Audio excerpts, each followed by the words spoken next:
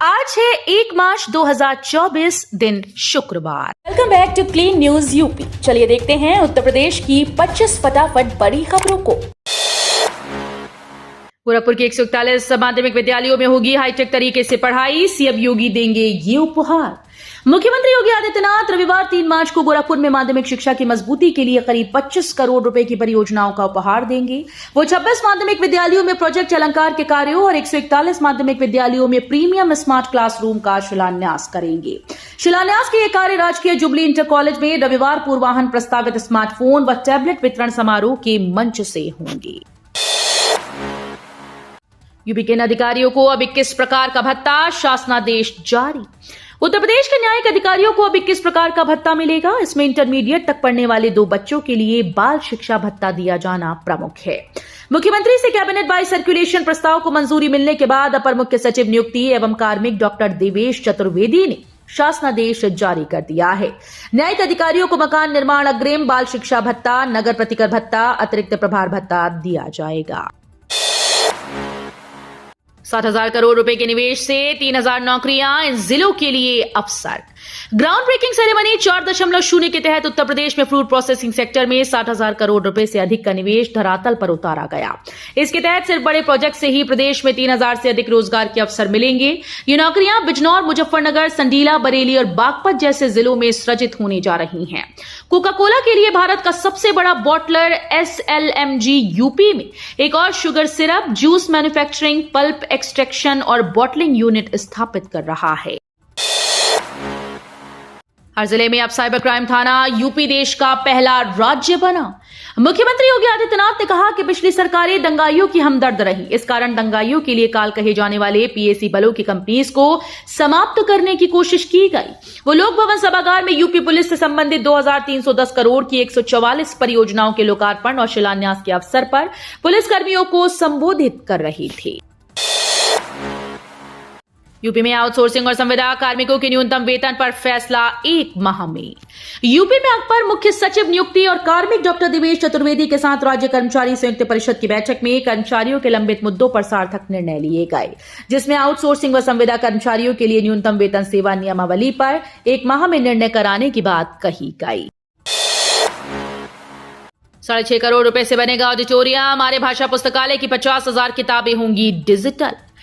नागरिक प्रचारणी सभा का 6.5 करोड़ रुपए से कायाकल्प होगा। परिसर में युवा साहित्यकारों के साथ विमर्श, कलाकारों को रंगमंच के प्रशिक्षण के उद्देश्य से ऑडिटोरियम, कॉन्फ्रेंस हॉल और मुक्ताकाशीय मंच बनाया जाएगा। पर्यटन एवं संस्कृति विभाग के सहयोग से बनने वाले इस प्रेक्षागृह के लिए 6.5 करोड़ रुपए स्वीकृत हो गए हैं। मंत्री न बनाए जाने से नाराज राजभर बोले, राजपाट नहीं मिला तो होली नहीं मनाऊंगा। सुहेलदेव भारतीय समाज पार्टी के राष्ट्रीय अध्यक्ष ओम प्रकाश राजभर ने बयान दिया है कि अगर राजपाट न मिला तो मैं होली नहीं मनाऊंगा। उन्होंने कहा कि भर जाति का राजपाट होली के दिन ही गया था, इसलिए मैं होली नहीं मनाऊंगा। राजभर के एनडीए में शामिल हुए कई महीने गुजर चुके हैं, लेकिन अभी तक यूपी सरकार में उन्हें मंत्री नहीं बनाया गया। यूपी के लोगों को मिला बड़ा तोहफा, हर गांव चौराहे से मिलेगी सरकारी बस। उत्तर प्रदेश में दूर दराज के जिलों और गांव को अब बसेस के लिए कई किलोमीटर टेम्पो और अन्य सवारियों में धक्के नहीं खाने पड़ेंगे। सरकार ने हर गांव तक परिवहन सेवा की उपलब्धता का लक्ष्य तय किया। उत्तर प्रदेश की योगी सरकार ने प्रदेश के सभी गांवों को परिवहन सेवा से जोड़ने का लक्ष्य रखा। इसके लिए परिवहन निगम ने सभी अफसरों को निर्देश दिया है। यूपी के इन 2 जिलों के बीच बनेगा नया हाईवे, एक्वायर होगी इन 27 गांव की जमीन। अलीगढ़ आगरा के बीच सफर करने वालों के लिए खुशखबरी है। केंद्र व प्रदेश सरकार सेंट्रल रोड फंड से दोनों जिलों के यातायात को सुगम बनाने के लिए एक नया हाईवे बनाने पर विचार कर रही है। शीर्ष स्तर पर ड्राइंग भी तैयार करा ली गई। जल्द ही ड्रोन सर्वे की तैयारी है। अगर यह हाईवे बनता है तो इससे हाथरस के मुरसान क्षेत्र को सीधा लाभ मिलेगा, क्योंकि तैयार ड्राइंग के अनुसार यह हाईवे मुरसान क्षेत्र से होकर गुजरेगा। यूपी की हर तहसील पर जल्द होगी ये व्यवस्था, सीएम योगी ने किया बड़ा ऐलान। यूपी के मुख्यमंत्री योगी आदित्यनाथ ने गुरुवार सरकारी आवास पर 34 नवनिर्मित फायर स्टेशंस के लोकार्पण और 4 के शिलान्यास के मौके पर बड़ा ऐलान किया। सीएम योगी ने कहा कि वर्ष 1944 से 2017 के बीच 73 वर्षों में केवल 288 फायर स्टेशन स्थापित किए गए थे, जबकि पिछले 7 वर्षों में 71 नए फायर स्टेशन स्थापित किए गए। यूपी पुलिसकर्मियों को योगी सरकार की बड़ी सौगात, 2,310 करोड़ की 144 परियोजनाओं का किया लोकार्पण। मुख्यमंत्री योगी आदित्यनाथ ने प्रदेश के प्रति लोगों की धारणा बदलने में उत्तर प्रदेश पुलिस की भूमिका की सराहना करते हुए पुलिसकर्मियों को थाने और चौकी पर आने वाले फरियादियों के साथ अच्छा और सच्चा व्यवहार करने के लिए प्रेरित किया।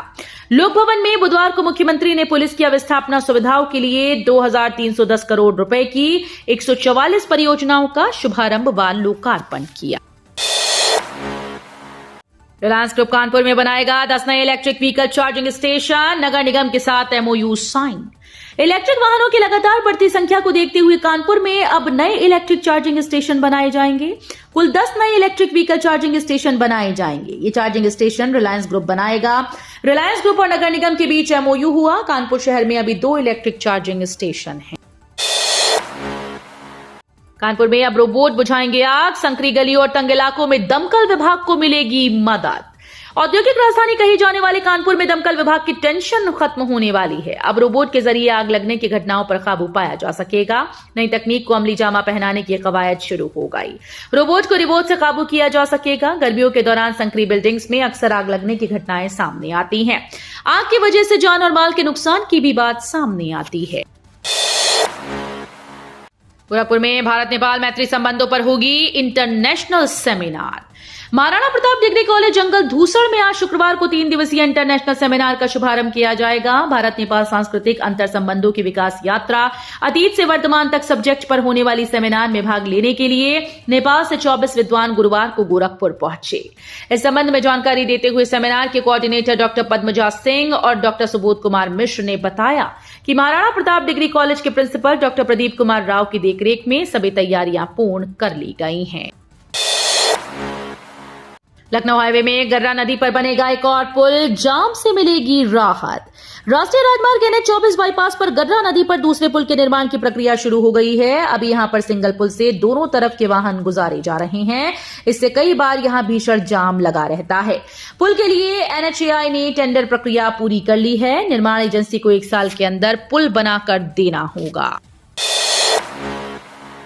अब यूपी बोर्ड का पेपर लीक। 12वीं के जीव विज्ञान और गणित का पर्चा परीक्षा शुरू होने के बाद वायरल।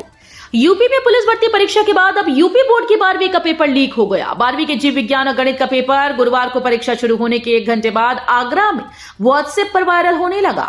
आगरा के जिला पर्यवेक्षक मुकेश अग्रवाल ने स्वीकार किया कि जो पेपर वायरल हुआ वो परीक्षा में आया भी है। गुरुवार को सेकेंड शिफ्ट में इंटरमीडिएट के जीव विज्ञान और गणित की परीक्षा चल रही है। वाराणसी रांची कोलकाता एक्सप्रेस वे से 6 घंटे बचेंगे समय, सिर्फ 9 घंटे की होगी यात्रा। वाराणसी रांची कोलकाता एक्सप्रेस से निर्माण हो जाने से यात्रियों का सफर आसान हो जाएगा और कम समय में यात्रा पूरी होगी। इस पर भूमि अधिग्रहण समेत पूरी लागत 1317 करोड़ रुपए आएगी। परियोजना पूरी होने के बाद वाराणसी से कोलकाता की दूरी 9 घंटे में पूरी की जा सकेगी। अभी ये दूरी तय करने में 15 घंटे लगते हैं। अस्पतालों में बढ़ रहे सुपर सीनियर मरीज, संख्या दुगनी हुई। देश के सबसे बुजुर्ग सांसद का खिताब हासिल करने वाले डॉक्टर शफीकुर रहमान बर्क अब हमारे बीच नहीं हैं, लेकिन उनकी शख्सियत के साथ लंबी उम्र जीने की उपलब्धि एक मिसाल के तौर पर देखी जा रही है। इस संदर्भ में यह हकीकत भी सामने आई कि अस्पतालों में इलाज के लिए डॉक्टर बर्क की तरह ही भर्ती होने वाले सुपर सीनियर मरीजों की संख्या काफी तेजी से बढ़ रही है। सीएम योगी के प्रशासनिक सलाहकार अवनीश कुमार अवस्थी का बढ़ाया गया कार्यकाल, फरवरी 2025 तक बने रहेंगे पद पर। मुख्यमंत्री योगी आदित्यनाथ के प्रशासनिक सलाहकार अवनीश कुमार अवस्थी का कार्यकाल 1 साल के लिए बढ़ा दिया गया। अब वो 28 फरवरी 2025 तक अपने पद पर बने रहेंगे। इसकी स्वीकृति राज्यपाल आनंदीबेन पटेल ने दी। IAS अवनीश कुमार अवस्थी योगी सरकार में अपर मुख्य सचिव के पद पर रह चुके हैं और सेवानिवृत्ति के बाद मुख्यमंत्री योगी के प्रशासनिक सलाहकार के रूप में काम कर रहे हैं। अखिलेश यादव ने सीबीआई के नोटिस पर दिया जवाब, कहा मीडिया को बताने की जरूरत नहीं। सपा अध्यक्ष अखिलेश यादव ने सीबीआई के नोटिस को लेकर कहा, मैंने उसका जवाब दे दिया है। अब जवाब में क्या लिखा है ये आपको मीडिया में बताने की जरूरत नहीं है। लीक करने का काम भाजपा करती है। जिसने आपको नोटिस के बारे में बताया है उन्हीं से जवाब के बारे में जाकर पूछिए। उन्होंने कहा कि मुझसे बेहतर आप जानते हो, ये पहली बार नहीं है जब सीबीआई बुला रही है। भाजपा राजनीति कर रही है। हम पीडीए की बात करते हैं तो इन सब चीजों का सामना करना पड़ेगा। लखनऊ यूनिवर्सिटी के प्री पीएचडी कोर्स वर्क और स्नातक कार्यक्रम के पाठ्यक्रमों में होगा बड़ा बदलाव। लखनऊ विश्वविद्यालय में पढ़ रहे छात्र छात्राओं के लिए एक बड़ी खबर है। विश्वविद्यालय ने प्री पीएचडी कोर्स वर्क और स्नातक कार्यक्रम के पाठ्यक्रम के पुनर्गठन और संशोधन के पाठ्यक्रम के पुनर्गठन की प्रक्रिया शुरू कर दी है।